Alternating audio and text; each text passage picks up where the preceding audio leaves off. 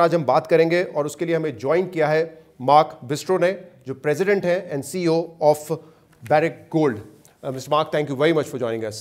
Good evening. And welcome to Pakistan. Thank you very How much. was your experience in Pakistan Minerals Investment Forum? It's been fantastic. It really is another milestone. ये एक ज़बरदस्त तजुर्बा रहा है और ये mineral investment forum एक संग मील की हैसियत रखता है. आप जानते हैं कि हमने पिछले साल भी एक फोरम का इनेकाद किया था. जब हम अपने आगाज़ से पिछले 2.5 साल पर नज़र डालते हैं तो ये यकीनन एक संग मील है. A genuine milestone today. So before we talk about इससे पहले कि हम रेकोडेक के पोटेंशियल पर तफसील से बात करें, ये बताइए कि क्या अभी तक मामलात और ये प्रोजेक्ट दुरुस्त सिम में आगे बढ़ रहे हैं? क्योंकि हमने देखा है कि पिछले 10 साल में इस प्रोजेक्ट में काफी कानूनी रुकावटें और मसाइल रहे because हैं. of litigation mostly? Yes, and I think what I said this morning is true. You know, always to build something of value. बिल्कुल ऐसा ही है. और जैसा मैंने आज सुबह भी कहा कि किसी भी अहम काम को करने में मेहनत और मुस्तकिल मिजाजी की ज़रूरत होती है. और रेकोडेक भी एक इंतहाई ख़ास प्रोजेक्ट है क्योंकि ये पहले मंसूबे के तमाम फ़रीक़ैन बैरिक, एंटोफेगेस्टा, हुकूमत पाकिस्तान और हुकूमत बलूचिस्तान के दरमियान तनाज़े का शिकार हुआ. और जब मैंने 2019 में बैरिक गोल्ड की क़यादत संभाली तो मैंने हुकूमत पाकिस्तान से राबता किया और तजवीज़ दी कि ऐसा कोई हल निकालते हैं जो सबके फ़ायदे में हो.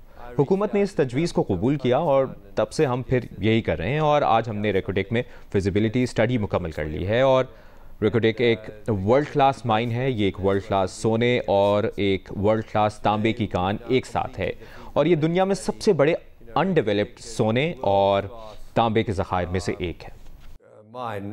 It's a world-class gold mine and a world-class copper mine together.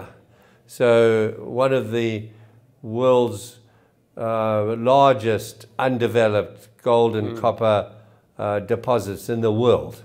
Right, and that's why इसलिए कहा जाता है कि मंसूबा पाकिस्तान के लिए गेम चेंजर साबित होगा. पाकिस्तान के लिए इसकी अहमियत क्या है? Pakistan really.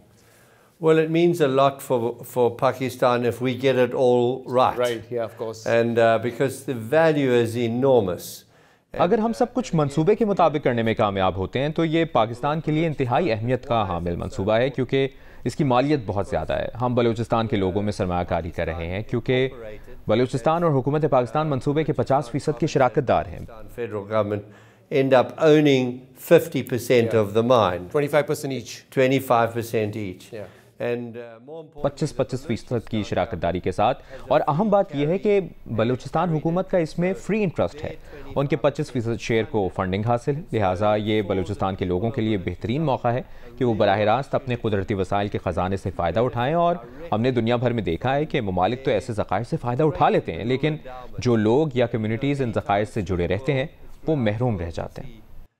opportunities where a country is endowed, but the people associated with those deposits don't actually get the benefits. Yeah, because the federal government will be investing on behalf of the Balochistan Exactly. government. So what exactly is the सोने और तांबे के ज़खायर की असल मालियत है क्या? क्योंकि हम सुनते रहे हैं कि ये 60 से 70 अरब डॉलर मालियत के ज़खायर हैं. ये भी कहा जाता है कि पहले मरहले के बाद शायद ये दुनिया के टॉप 10 सोने के ज़खायर में शामिल हो और दूसरे मरहले के बाद शायद टॉप 5 में शामिल हो. be top 5?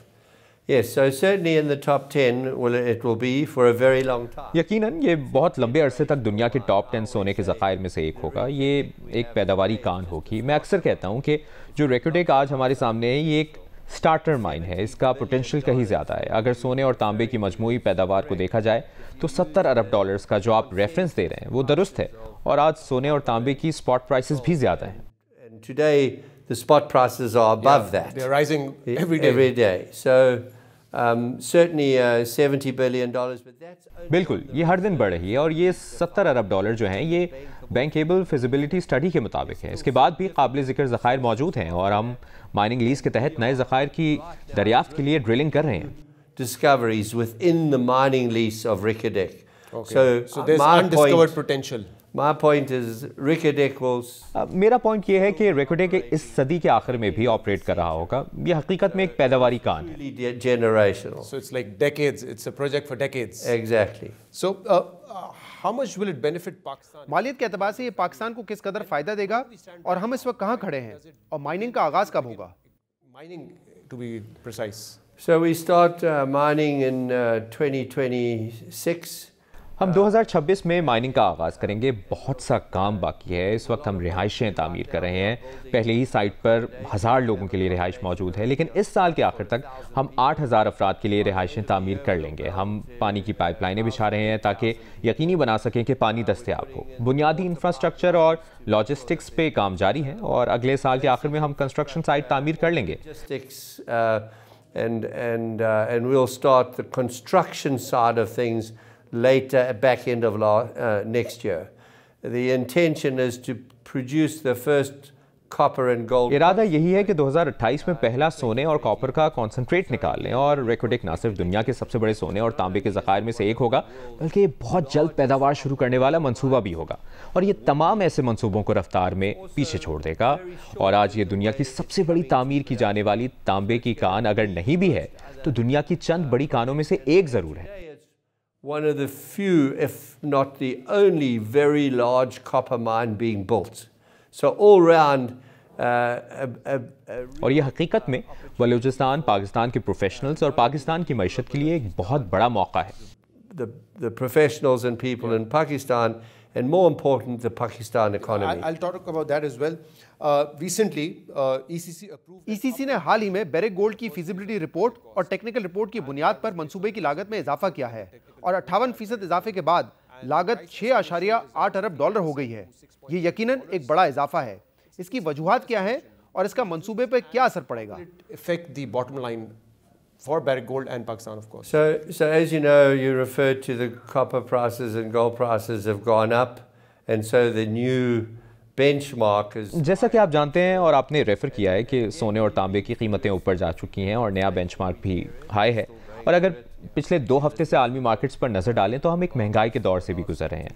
फिजिबिलिटी स्टडी के मुताबिक हमें 50 सेंट फी पाउंड के हिसाब से सोने के क्रेडिट पर कॉपर प्रोड्यूस करना है, इसलिए ये अभी भी काफ़ी कम कीमत मंसूबा है। Copper using the credit of gold at about 50 cents a pound, so a significantly low priced project. Okay, so even after the यानी आपका कहना है कि लागत में इजाफे के बावजूद मुनाफे पर असर नहीं पड़ेगा। affected too much. No, and जी, और वर्ल्ड क्लास ज़खायर की वजह से ये मंसूबा मुनाफा भी देगा। Yeah.